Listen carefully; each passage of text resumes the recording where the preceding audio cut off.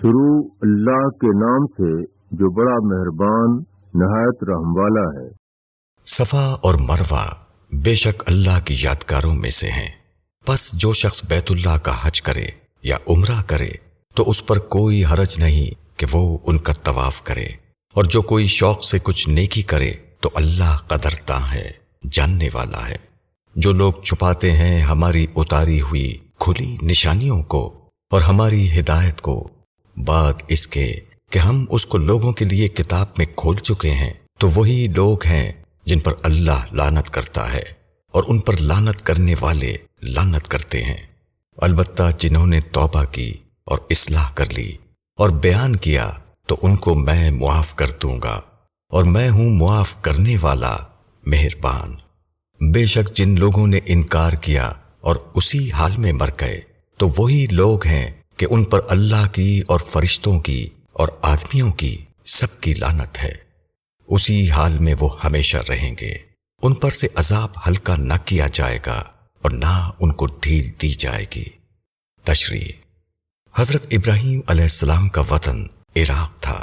اللہ کے حکم سے وہ اپنی بیوی ہاجرہ اور چھوٹے بچے اسماعیل کو لا کر اس مقام پر چھوڑ گئے جہاں آج مکہ ہے۔ اس وقت یہاں نہ کوئی آبادی تھی اور نہ پانی۔ پیاس کا تقاضا ہوا تو ہاجرہ پانی کی تلاش میں نکلی۔ پریشانی کے عالم میں وہ صفا اور مروہ نامی پہاڑوں کے درمیان دوڑتی رہیں۔ 7 چکر لگانے کے بعد ناکام لوٹیں تو دیکھا کہ ان کی قیامگاہ کے پاس ایک چشمہ پھوٹ نکلا ہے۔ یہ چشمہ بعد کو زمزم کے نام سے مشہور ہوا۔ یہ ایک علامتی واقعہ ہے جو بتاتا ہے کہ اللہ کا معاملہ اپنے بندوں سے کیا ہے۔ اللہ کا کوئی بندہ اگر اللہ کی راہ میں بڑھتے ہوئے اس حد تک چلا جائے کہ اس کے قدموں کے نیچے ریگستان اور بیابان کے سوا کچھ نہ رہے تو اللہ اپنی قدرت سے ریگستان میں اس کے لیے رزق کے چشمے جاری کر دے گا۔ حج اور عمرہ میں صفا و مروہ کے درمیان سعی کا مقصد اسی تاریخ کی یاد کو تازہ کرنا ہے۔ رسول اللہ صلی اللہ علیہ وسلم کی زندگی اور تعلیمات میں اللہ کی نشانیاں اتنی واضح تھیں کہ یہ سمجھنا مشکل نہ تھا کہ آپ کی زبان پر اللہ کا کلام جاری ہوا، مگر یہودی علماء نے آپ کا اقرار نہیں کیا۔ ان کو اندیشہ تھا کہ اگر وہ پیغمبر عربی صلی اللہ علیہ وسلم کو مان لیں تو ان کی مذہبی بڑائی ختم ہو جائے گی، ان کی جمی ہوئی تجارتیں اجڑ جائیں گی۔ اپنی کامیابی کا راز انہوں نے حق کو چھپانے میں سمجھا، حالانکہ ان کی کامیابی کا راز حق کے اعلان میں تھا۔ حق کی طرف بڑھنے میں وہ اپنے آپ کو بے زمین ہوتا ہوا دیکھ رہے تھے، مگر وہ بھول گئے کہ یہی وہ چیز ہے جو اللہ تعالیٰ کو سب سے زیادہ مطلوب ہے۔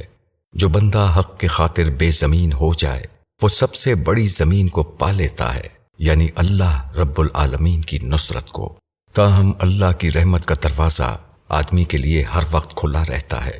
ابتدائی طور پر غلطی کرنے کے بعد اگر آدمی کو ہوش آ جائے اور وہ پلٹ کر صحیح رویہ اختیار کر لے، وہ اس امر حق کا اعلان کرے جس کو اللہ چاہتا ہے کہ اس کا اعلان کیا جائے تو اللہ اس کو معاف کر دے گا۔ مگر جو لوگ عدم اعتراف پر قائم رہیں اور اسی حال میں مر جائیں تو وہ اللہ کی رحمتوں سے دور کر دیے جائیں گے۔ شروع اللہ کے نام سے جو بڑا مہربان نہایت رحم والا ہے۔ اور تمہارا معبود ایک ہی معبود ہے، اس کے سوا کوئی معبود نہیں، وہ بڑا مہربان ہے، نہایت رحم والا ہے۔ بے شک آسمانوں اور زمین کی بناوٹ میں اور رات اور دن کے آنے جانے میں اور ان کشتیوں میں جو انسانوں کے کام آنے والی چیزیں لے کر سمندر میں چلتی ہیں، اور اس پانی میں جس کو اللہ نے آسمان سے اتارا، پھر اس سے مردہ زمین کو زندگی بخشی، اور اس نے زمین میں سب قسم کے جانور پھیلا دیے، اور ہواؤں کی گردش میں اور بادلوں میں جو آسمانوں اور زمین کے درمیان حکم کے تابع ہیں، ان لوگوں کے لیے نشانیاں ہیں جو عقل سے کام لیتے ہیں۔ تشریح: انسان کا خدا ایک ہی خدا ہے اور وہی اس قابل ہے کہ وہ انسان کی توجیہات کا مرکز بنے۔ ہمارا وجود اور وہ سب کچھ جو ہم کو زمین پر حاصل ہے وہ اسی لیے ہے کہ ہمارا یہ خدا رحمتوں اور مہربانیوں کا خزانہ ہے۔ آدمی کو چاہیے کہ اس کو حقیقی معنوں میں اپنا معبود بنائے، وہ اسی کے لیے جیے اور اسی کے لیے مرے۔ اور اپنی تمام امیدوں اور تمناؤں کو ہمیشہ کے لیے اسی کے ساتھ وابستہ کر دے۔ جس طرح ایک چھوٹا بچہ اپنا سب کچھ صرف اپنی ماں کو سمجھتا ہے، اسی طرح خدا انسان کے لیے اس کا سب کچھ بن جائے۔ ہمارے سامنے پھیلی ہوئی کائنات اللہ کا ایک عظیم الشان تعارف ہے۔ زمین و آسمان کی صورت میں ایک اتھاہ کارخانے کا موجود ہونا ظاہر کرتا ہے کہ ضرور اس کا کوئی بنانے والا ہے۔ طرح طرح کے ظاہری اختلاف اور تضاد کے باوجود تمام چیزوں کا حد درجے ہم آہنگی کے ساتھ کام کرنا ثابت کرتا ہے کہ اس کا خالق و مالک صرف ایک ہے۔ بظاہر بے جان چیزوں میں قدرتی عمل سے جان اور تازگی کا آ جانا بتاتا ہے کہ کائنات میں موت محض عارضی ہے۔ یہاں ہر موت کے بعد لازماً دوسری زندگی آتی ہے۔ ایک ہی پانی اور ایک ہی خوراک سے قسم قسم کے جانداروں کا ان گنت تعداد میں پایا جانا اللہ کی بے حساب قدرت کا پتہ دیتا ہے۔ ہوا کا مکمل طور پر انسان کو اپنے گھیرے میں لیے رہنا بتاتا ہے کہ انسان پوری طرح اپنے خالق کے قبضے میں ہے۔ کائنات کی تمام چیزوں کا انسانی ضرورت کے مطابق سدا ہوا ہونا ثابت کرتا ہے کہ انسان کا خالق ایک بے حد مہربان ہستی ہے، اور وہ اس کی ضروریات کا اہتمام اس وقت سے کر رہا ہوتا ہے جبکہ اس کا وجود بھی نہیں ہوتا۔ کائنات میں اس قسم کی نشانیاں گویا مخلوقات کے اندر خالق کی جھلکیاں ہیں۔ وہ اللہ کی ہستی کا، اس کے ایک ہونے کا، اس کے تمام صفات کمال کا جامع ہونے کا اتنے بڑے پیمانے پر اظہار کر رہی ہیں کہ کوئی آنکھ والا اس کو دیکھنے سے محروم نہ رہے اور کوئی عقل والا اس کو پانے سے عاجز نہ ہو۔ دلائل کو وہی شخص پاتا ہے جو دلائل پر غور کرتا ہو، وہ سچائی کو جاننے کے معاملے میں سنجیدہ ہو، وہ مصلحتوں سے اوپر اٹھ کر رائے قائم کرتا ہو، وہ ظاہری چیزوں میں الجھ کر نہ رہ گیا ہو بلکہ ظاہری چیزوں کے پیچھے چھپی ہوئی باطنی حقیقت کو جاننے کا حریص ہو۔ شروع اللہ کے نام سے جو بڑا مہربان نہایت رحم والا ہے۔ اور کچھ لوگ ایسے ہیں جو اللہ کے سوا دوسروں کا اس کا برابر ٹھہراتے ہیں، ان سے ایسی محبت رکھتے ہیں جیسی محبت اللہ سے رکھنا چاہیے، اور جو ایمان والے ہیں وہ سب سے زیادہ اللہ سے محبت رکھنے والے ہیں۔ اور اگر یہ ظالم اس وقت کو دیکھ لیں جبکہ وہ عذاب کو دیکھیں گے کہ زور سارا کا سارا اللہ کا ہے، اور اللہ بڑا سخت عذاب دینے والا ہے۔ جبکہ وہ لوگ جن کے کہنے پر دوسرے چلتے تھے ان لوگوں سے الگ ہو جائیں گے جو ان کے کہنے پر چلتے تھے۔ عذاب ان کے سامنے ہوگا اور ان کے سب طرف کے رشتے ٹوٹ چکے ہوں گے۔ وہ لوگ جو پیچھے چلے تھے کہیں گے کاش ہم کو دنیا کی طرف لوٹنا مل جاتا تو ہم بھی ان سے الگ ہو جاتے جیسے یہ ہم سے الگ ہو گئے۔ اس طرح اللہ ان کے اعمال کو انہیں حسرت بنا کر دکھائے گا اور وہ آگ سے نکل نہ سکیں گے۔ تشریح: آدمی اپنی فطرت اور اپنے حالات کے لحاظ سے ایک ایسی مخلوق ہے جو ہمیشہ ایک خارجی سہارا چاہتا ہے، ایک ایسی ہستی جو اس کی کمیوں کی تلافی کرے اور اس کے لیے اعتماد و یقین کی بنیاد ہو۔ کسی کو اس حیثیت سے اپنی زندگی میں شامل کرنا اس کو اپنا معبود بنانا ہے۔ جب آدمی کسی ہستی کو اپنا معبود بناتا ہے تو اس کے بعد لازمی طور پر ایسا ہوتا ہے کہ آدمی کے محبت و عقیدت کے جذبات اس کے لیے خاص ہو جاتے ہیں۔ آدمی عین اپنی فطرت کے لحاظ سے مجبور ہے کہ کسی سے حب شدید کرے، اور جس سے کوئی حب شدید کرے وہی اس کا معبود ہے۔ موجودہ دنیا میں چونکہ خدا نظر نہیں آتا، اس لیے ظاہر پرست انسان عام طور پر نظر آنے والی ہستیوں میں سے کسی ہستی کو وہ مقام دے دیتا ہے جو دراصل خدا کو دینا چاہیے۔ یہ ہستیاں اکثر وہ سردار یا پیشوا ہوتے ہیں جو کسی ظاہری خصوصیت کی بنا پر لوگوں کا مرجع بن جاتے ہیں۔ آدمی کی فطرت کا خلا جو حقیقتاً اس لیے تھا کہ اس کو رب العالمین سے پر کیا جائے، وہاں وہ کسی سردار یا پیشوا کو بٹھا لیتا ہے۔ ایسا اس لیے ہوتا ہے کہ کسی انسان کے گرد کچھ ظاہری رونق دیکھ کر لوگ اس کو بڑا سمجھ لیتے ہیں۔ کوئی اپنے غیر معمولی شخصی اوصاف سے لوگوں کو متاثر کر لیتا ہے، کوئی کسی گدی پر بیٹھ کر سینکڑوں سال کی روایات کا وارث بن جاتا ہے، کسی کے یہاں انسانوں کی بھیڑ دیکھ کر لوگوں کو غلط فہمی ہو جاتی ہے کہ وہ عام انسانوں سے بلند تر کوئی انسان ہے۔ کسی کے گرد پراسرار کہانیوں کا حالہ تیار ہو جاتا ہے اور سمجھ لیا جاتا ہے کہ وہ غیر معمولی قوتوں کا حامل ہے، مگر حقیقت یہ ہے کہ خدا کی اس کائنات میں خدا کے سوا کسی کو کوئی زور یا بڑائی حاصل نہیں۔ انسان کو خدا کا درجہ دینے کا کاروبار اسی وقت تک ہے جب تک خدا ظاہر نہیں ہوتا۔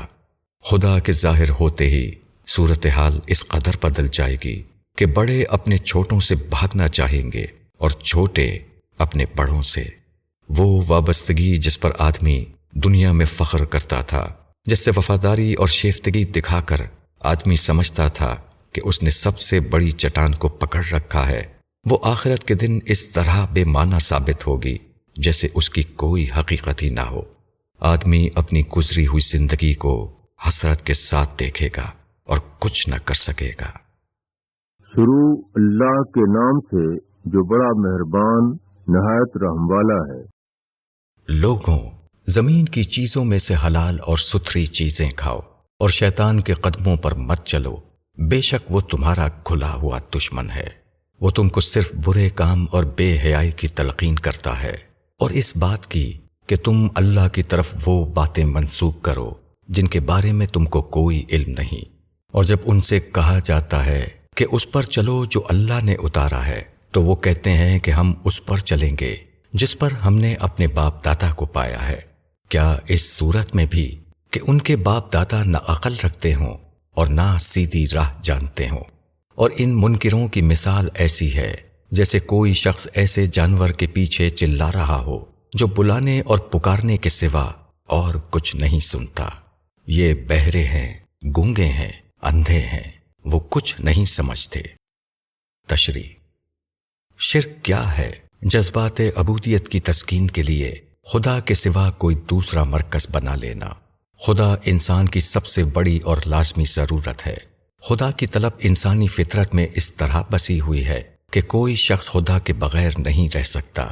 انسان کی گمراہی خدا کو چھوڑنا نہیں ہے، بلکہ اصلی خدا کی جگہ کسی فرضی خدا کو اپنا خدا بنا لینا ہے۔ اس لیے شریعت میں ہر اس چیز کو حرام قرار دیا گیا ہے جو کسی بھی درجے میں آدمی کی فطری طلب کو اللہ کے سوا کسی اور طرف موڑ دینے والی ہو۔ بت پرست قومیں بتوں کے نام پر جانور چھوڑتی ہیں اور ان جانوروں کو کھانا یا ان سے نفع اٹھانا حرام سمجھتی ہیں۔ جدید تہذیب میں بھی یہ رسم قومی پرند اور قومی جانور جیسی صورتوں میں رائج ہے۔ اس طرح کسی چیز کو اپنے لیے حرام کر لینا محض ایک سادہ قانونی معاملہ نہیں ہے، بلکہ یہ اللہ کے ساتھ شرک کرنا ہے، کیونکہ جب ایک چیز کو اس طرح حرام ٹھہرایا جاتا ہے تو اس کی وجہ یہ ہوتی ہے کہ خود ساختہ عقیدے کی وجہ سے اس کو مقدس سمجھ لیا جاتا ہے۔ یہ خدا کے حقوق میں غیر خدا کو ساجی بنانا ہے۔ یہ احترام و تقدس کے ان فطری جذبات کو تقسیم کرنا ہے جو صرف خدا کے لیے ہیں اور جن کو صرف خدا ہی کے لیے ہونا چاہیے۔ شیطان اس قسم کے رواج اس لیے ڈالتا ہے تاکہ آدمی کے اندر چھپے ہوئے استعجاب و تقدس کے جذبات کو مختلف سمتوں میں بانٹ کر اللہ کے ساتھ اس کے تعلق کو کمزور کر دے۔ ایک بار جب کسی غیر اللہ کو مقدس مان لیا جائے تو انسان کی توہم پرستی اس میں نئی نئی برائیاں پیدا کرتی رہتی ہے۔ ایک جانور کو ان پراسرار اوصاف کا حامل گمان کر لیا جاتا ہے جو صرف خدا کے لیے خاص ہیں۔ اس کو خدا کی قربت حاصل کرنے کا ذریعہ سمجھ لیا جاتا ہے، اس سے برکت اور کاربراری کی امید کی جاتی ہے۔ یہ چیزیں جب اگلی نسلوں تک پہنچتی ہیں تو وہ اس کو آباء و اجداد کی مقدس سنت سمجھ کر اس طرح پکڑ لیتی ہیں کہ اب اس پر کسی قسم کا غور و فکر ممکن نہیں ہوتا، حتیٰ کہ وہ وقت آتا ہے جبکہ لوگ دلیل کی زبان سمجھنے سے اتنے زیادہ عاری ہو جاتے ہیں گویا ان کے پاس نہ آنکھ اور کان ہیں جس سے وہ دیکھیں اور سنیں، اور نہ ان کے پاس دماغ ہے جس سے وہ کسی بات کو سمجھیں۔ شروع اللہ کے نام سے جو بڑا مہربان نہایت رحم والا ہے۔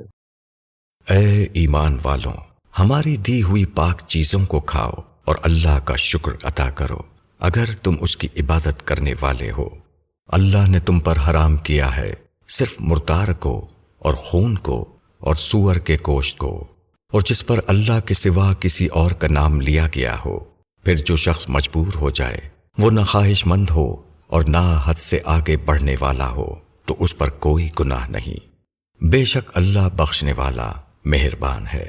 جو لوگ اس چیز کو چھپاتے ہیں جو اللہ نے اپنی کتاب میں اتاری ہے اور اس کے بدلے میں تھوڑا مول لیتے ہیں، وہ اپنے پیٹ میں صرف آگ بھر رہے ہیں۔ قیامت کے دن اللہ نہ ان سے ہم کلام ہوگا اور نہ ان کو پاک کرے گا، اور ان کے لیے دردناک عذاب ہے۔ یہ وہ لوگ ہیں جنہوں نے ہدایت کے بدلے گمراہی کا سودا کیا اور بخشش کے بدلے عذاب کا، تو کیسی سہار ہے ان کو آگ کی۔ یہ اس لیے کہ اللہ نے اپنی کتاب کو ٹھیک ٹھیک اتارا، مگر جن لوگوں نے کتاب میں کئی راہیں نکال لیں وہ ضد میں دور جا پڑے۔ تشریح: کھانے پینے کی چیزوں کو استعمال کرتے ہوئے جو احساسات آدمی کے اندر ابھرنے چاہیے وہ شکر اور اطاعت الہی کے احساسات ہیں، یعنی یہ کہ ہم اللہ کی دی ہوئی چیز کو اللہ کے حکم کے مطابق کھا رہے ہیں۔ یہ احساس آدمی کے اندر خدا پرستی کا جذبہ ابھارتا ہے، مگر خود ساختہ طور پر جو عقیدے بنائے جاتے ہیں اس میں یہ نفسیات بدل جاتی ہیں۔ اب انسان کی توجہ چیزوں کے مفروضہ خواص کی طرف لگ جاتی ہیں۔ جن چیزوں کو پا کر اللہ کے شکر کا جذبہ ابھرتا، ان سے خود ان چیزوں کے احترام و تقدس کا جذبہ ابھرتا ہے۔ آدمی مخلوق کو خالق کا درجہ دے دیتا ہے۔ کسی چیز کے حرام ہونے کی بنیاد اس کے مفروضہ تقدس یا اس کے بارے میں توہماتی عقائد نہیں ہے، بلکہ اس کے اسباب بالکل دوسرے ہیں۔ یہ کہ وہ چیزیں ناپاک ہوں اور شریعت نے ان کی ناپاکی کی تصدیق کی ہو، جیسے مردار، خون، سور یا خدا کے پیدا کیے ہوئے جانور کو خدا کے سوا کسی اور کے نام پر ذبح کرنا وغیرہ۔ اضطرار کی حالت میں آدمی حرام کو کھا سکتا ہے، جبکہ بھوک یا بیماری یا حالات کا کوئی دباؤ آدمی کو اس کے استعمال پر مجبور کر دے۔ تاہم یہ ضروری ہے کہ آدمی حرام چیز کو رغبت سے نہ کھائے اور نہ اس کو وقتی ضرورت سے زیادہ لے۔ اس قسم کے توہماتی عقائد جب عوامی مذہب بن جائیں تو علماء کا حال یہ ہوتا ہے کہ اس کے بارے میں اللہ کا حکم جانتے ہوئے بھی وہ اس کے اعلان سے ڈرنے لگتے ہیں، کیونکہ ان کو اندیشہ ہوتا ہے کہ اس طرح وہ عوام سے کٹ جائیں گے جن کے درمیان مقبولیت حاصل کر کے وہ بڑے بنے ہوئے ہیں۔ گمراہ عوام سے مصالحت اگرچہ دنیا میں ان کو عزت اور دولت دے دیتی ہے، مگر اللہ کی نظر میں ایسے لوگ بدترین مجرم ہیں۔ حق کو مصلحت کے خاطر چھپانا ان لغزشوں میں نہیں ہے جن سے آخرت میں اللہ درگزر فرمائے گا۔ یہ وہ جرائم ہیں جو آدمی کو اللہ کی نظر عنایت سے محروم کر دیتے ہیں۔ ان میں بھی زیادہ برے وہ لوگ ہیں جن کے سامنے حق پیش کیا جائے اور وہ اعتراف کرنے کے بجائے اس میں بے معنی بحثیں نکالنے لگیں۔ ایسے لوگوں کے اندر ضد کی نفسیات پیدا ہو جاتی ہیں اور بالآخر وہ حق سے اتنا دور ہو جاتے ہیں کہ کبھی اس کی طرف نہیں لوٹتے۔ شروع اللہ کے نام سے جو بڑا مہربان نہایت رحم والا ہے۔ نیکی یہ نہیں کہ تم اپنے منہ پورب اور پچھم کی طرف کر لو، بلکہ نیکی یہ ہے کہ آدمی ایمان لائے اللہ پر اور آخرت کے دن پر اور فرشتوں پر اور کتاب پر اور پیغمبروں پر، اور مال دے اللہ کی محبت میں رشتہ داروں کو اور یتیموں کو اور محتاجوں کو اور مسافروں کو اور مانگنے والوں کو اور گردنیں چھڑانے میں، اور نماز قائم کرے اور زکوٰۃ ادا کرے، اور جب عہد کر لیں تو اس کو پورا کریں، اور صبر کرنے والے سختی اور تکلیف میں اور لڑائی کے وقت۔ یہی لوگ ہیں جو سچے نکلے اور یہی ہیں ڈر رکھنے والے۔ تشریح: یہود نے مغرب کو اپنا قبلہ عبادت بنایا تھا اور نصارہ نے مشرق کو۔ دونوں اپنی اپنی سمت کو مقدس سمجھتے تھے۔ دونوں کو بھروسہ تھا کہ انہوں نے خدا کی مقدس سمت کو اپنا قبلہ بنا کر خدا کے یہاں اپنا درجہ محفوظ کر لیا ہے، مگر خدا پرستی یہ نہیں ہے کہ آدمی کسی مقدس ستون کو تھام لے۔ خدا پرستی یہ ہے کہ آدمی خود اللہ کے دامن کو پکڑ لے۔ دینی عمل کی اگرچہ ایک ظاہری صورت ہوتی ہے، مگر حقیقت کے اعتبار سے وہ اللہ کو پا لینا ہے جو زمین و آسمان کا نور ہے، جو آدمی کی شہ رگ سے زیادہ قریب ہے۔ اللہ کے یہاں جو چیز کسی کو مقبول بناتی ہے وہ کسی قسم کی ظاہری چیزیں نہیں ہیں، بلکہ وہ عمل ہے جو آدمی اپنے پورے وجود کے ساتھ خالص اللہ کے لیے کرتا ہے۔ اللہ کا مقبول بندہ وہ ہے جو اللہ کو اس طرح پالے کہ اللہ اس کی پوری ہستی میں اتر جائے، وہ آدمی کے شعور میں شامل ہو جائے، وہ اس کی کمائیوں کا مالک بن جائے، وہ اس کی یادوں میں سما جائے، وہ اس کے کردار پر چھا جائے۔ آدمی اپنے رب کو اس طرح پکڑ لے کہ سخت ترین وقتوں میں بھی اس کی رسی اس کے ہاتھ سے چھوٹنے نہ پائے۔ اللہ کا حق اس کی سچی وفاداری سے ادا ہوتا ہے، نہ کہ محض ادھر یا ادھر رخ کر لینے سے۔ اللہ پر ایمان لانا یہ ہے کہ آدمی اللہ کو اپنا سب کچھ بنا لے۔ آخرت کے دن پر ایمان یہ ہے کہ آدمی دنیا کے بجائے آخرت کو زندگی کا اصل مسئلہ سمجھنے لگے۔ فرشتوں پر ایمان یہ ہے کہ وہ خدا کے ان کارندوں کو مانے جو خدا کے حکم کے تحت دنیا کا انتظام چلا رہے ہیں۔ کتاب پر ایمان یہ ہے کہ آدمی یہ یقین کرے کہ اللہ نے انسان کے لیے اپنا ہدایت نامہ بھیجا ہے جس کی اسے لازماً پابندی کرنی ہے۔ پیغمبروں پر ایمان یہ ہے کہ اللہ کے ان بندوں کو اللہ کا نمائندہ تسلیم کیا جائے جن کو اللہ نے اپنا پیغام پہنچانے کے لیے چنا۔ پھر یہ ایمانیات آدمی کے اندر اتنی گہری اتر جائیں کہ وہ اللہ کی محبت اور شوق میں اپنا مال ضرورت مندوں کو دے اور انسانوں کو مصیبت سے چھڑائے۔ نماز قائم کرنا اللہ کے آگے ہماتن جھک جانا ہے۔ زکوٰۃ ادا کرنا اپنے مال میں خدا کے مستقل حصے کا اقرار کرنا ہے۔ ایسا بندہ جب کوئی عہد کرتا ہے تو اس کے بعد وہ اس سے پھرنا نہیں جانتا، کیونکہ وہ ہر عہد کو خدا سے کیا ہوا عہد سمجھتا ہے۔ اس کو اللہ کے اوپر اتنا بھروسہ ہو جاتا ہے کہ تنگی اور مصیبت ہو یا جنگ کی نوبت آ جائے، ہر حال میں وہ خدا پرستی کے راستے پر جمع رہتا ہے۔ یہ اوصاف جس کے اندر پیدا ہو جائے وہی سچا مومن ہے، اور سچا مومن اللہ سے اندیشہ رکھنے والا ہوتا ہے، نہ کہ کسی جھوٹے سہارے پر اعتماد کر کے اس سے نڈر ہو جانے والا۔